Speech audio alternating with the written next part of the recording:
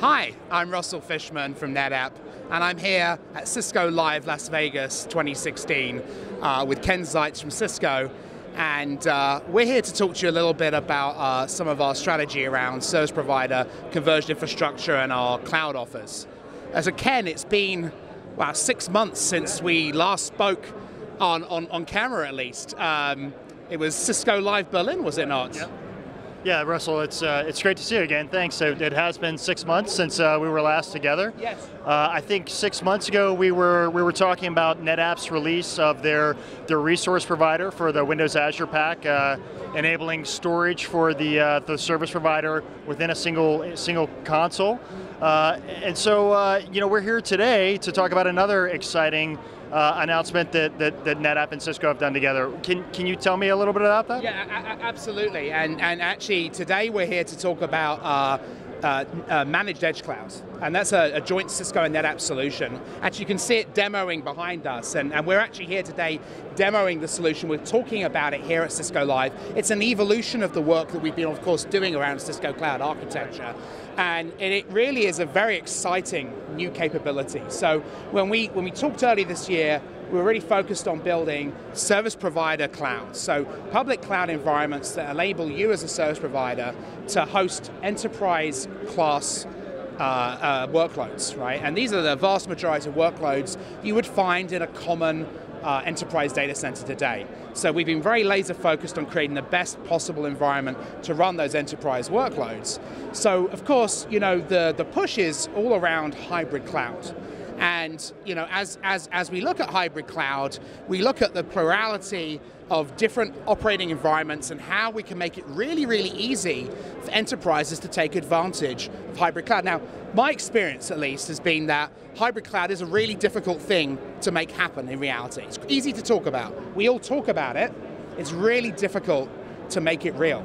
And so what we're doing today is, in talking about managed edge cloud as an extension of the Cisco Cloud Architecture for the Microsoft Cloud Platform, is to create a really easy way for enterprises to take advantage of hybrid cloud, that rich set of services alongside Cisco. And I don't know, Ken, would you be able just to give us a little bit of understanding of where you see managed edge cloud being used? Absolutely, Russell. So I think that as we collectively approach the market with our service provider partners, we heard repeatedly that there was this demand, this unmet need to take the hybrid cloud delivery model, take that managed private cloud to the actual customer premise, to take it outside of the service provider data center and deliver that same service catalog from the customer premise. And it had been a really high bar for the service providers to reach because they were unable to do that cost effectively. How do they manage the cost of servicing that, the truck rolls to do the deployment, to do the serviceability over time? And with the managed edge cloud, we both collectively, Cisco and Netapp, we listened to that need. We worked with our engineering teams, and we came with this really unique and terrific design to address that. Centrally managed, remotely delivered managed cloud. And it's a fantastic offering. It allows the service provider to take those services, which were previously just in the data center, and deliver them out at the edge, out at the customer premise.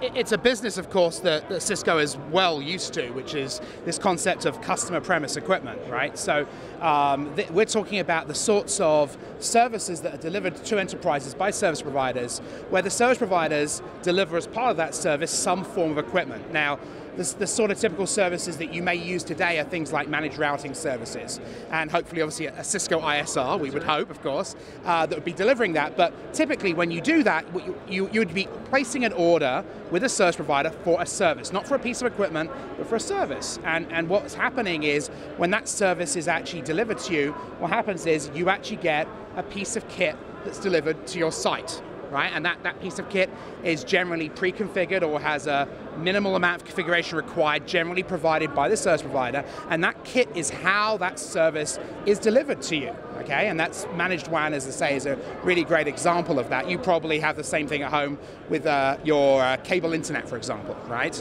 And we're extending that same concept, of course, that some concept of CPE, something that service providers really understand very well, a business that's very mature, actually, into enterprises to deliver private cloud.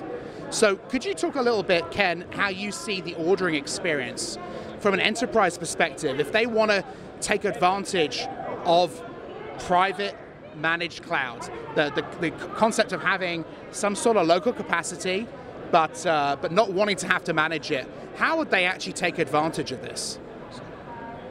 Yeah, so we've really, to continue on that analogy that you set up there, taken this concept of turning a converged infrastructure into really an appliance type of delivery model, where you've got the compute, you've got the storage, you've got the network connectivity, all in one tightly integrated infrastructure that's delivered very much like an appliance to the enterprise. We send so that the end customer, the enterprise, would place the order with their service provider partner. That infrastructure would then be shipped to the end customer location. A service technician from the service provider would go out and install that. It's a very quick and easy installation. It doesn't take complex skill sets there on site. Much of that is pre-configured.